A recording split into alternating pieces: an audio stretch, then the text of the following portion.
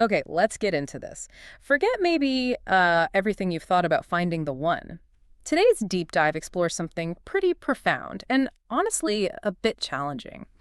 It's this idea that our deepest wounds aren't just baggage, but maybe they're actually what pulls us together. Right, it kind of flips the script, doesn't it? Totally. It suggests relationships are maybe less about shared hobbies and more these, well, potential journeys of healing. Or yeah, or they show you exactly where healing hasn't happened yet. It's quite revealing.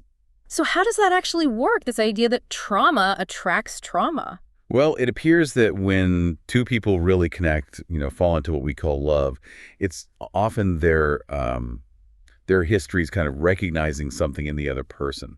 Less like perfect puzzle pieces, more like two chip bits finding edges that fit together in a way that feels oddly familiar, maybe even necessary at first. That sounds pretty intense. Can you give us a sort of concrete example?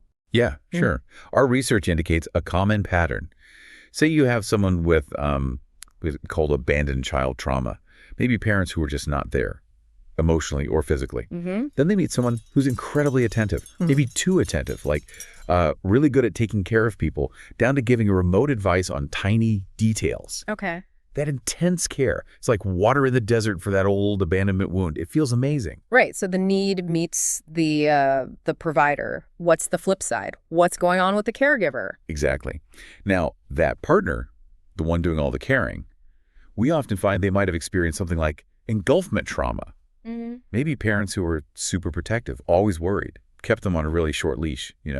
So that person meets the first one, the one with the abandonment issues, who's often very free-spirited, independent. Maybe a bit unavailable. Precisely. Yeah. And suddenly, this caregiver partner experiences immense freedom, like, whoa, space. And this newfound space, this acceptance, it can lead to some interesting behaviors. Oh, absolutely. Wonderfully eccentric sometimes. It's like they're finally exploring things that were shut down before. We've seen things like, okay, filling a whole wall with shoe collections, fine. Then suddenly shifting to meticulously collecting and polishing walnuts for months. Walnuts. And then maybe moving on to collecting solid bamboo sticks. Yeah.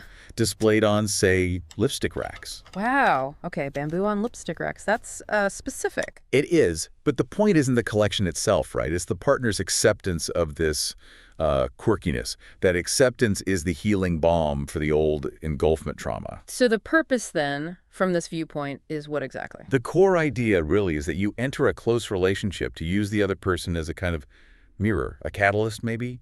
Their stuff triggers your stuff, helping you see and hopefully heal your own trauma. Oh. If both people lean into that, well, it could be incredibly healing. Like therapy, almost. Potentially, yeah. Some research suggests it can offer benefits maybe on par with long-term professional counseling if that mission is completed. That's a huge potential. But, okay, if healing is the goal, why do so many relationships that start like this trauma match, end up falling apart? Good question. One view is that, well, one person does the healing work the relationship offered, but the other doesn't. They kind of outgrow the dynamic. And you see it maybe a little differently. I tend to, yeah. What seems more common, perhaps, is that if it ends, it's usually because neither person really managed to complete the healing task presented by that specific relationship. They come together at a matching level. A pot really does find its lid at that moment. Even if later they start blaming each other. Especially then. The criticism later often stems from their own unmet needs being triggered by the very person they chose because they were perfectly suited to trigger those exact issues. They split, basically, when they realize together they don't have what it takes to get that particular healing job done. So it's less about finding a flawed partner and more about what their presence brings up in us. Exactly. That's the big shift. A good partner isn't necessarily someone who never triggers you. It's about your ability, your capacity to take the conflicts, the annoyances, which will happen with anyone close. Like, inevitable. Totally inevitable. Yeah. And use that as information. Direct pointers to your own stuff that needs looking at. The relationship becomes this, continuous feedback loop for your own growth. That changes the whole game, doesn't it? The whole point of being in a relationship. It really does. Working in this field, you start to see that the real goal, even in the tough times, relationship struggles, thinking about separating it isn't just stay or go.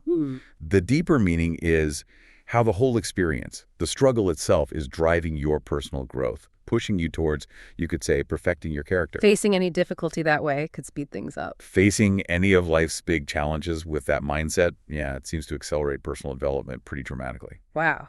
Okay, so wrapping this up. The core idea is that relationships can be these powerful spaces where old wounds meet a chance to heal. And conflict isn't just bad news. It's often a signpost pointing towards our own internal work. Precisely. A signal for growth. Which brings us to a final thought for you, our listener. Take a moment and consider the specific challenges you're facing right now, maybe the really frustrating ones. Could it be that those very difficulties are actually opportunities, tailor-made perhaps just for you to spark your unique journey of growth and self-perfection?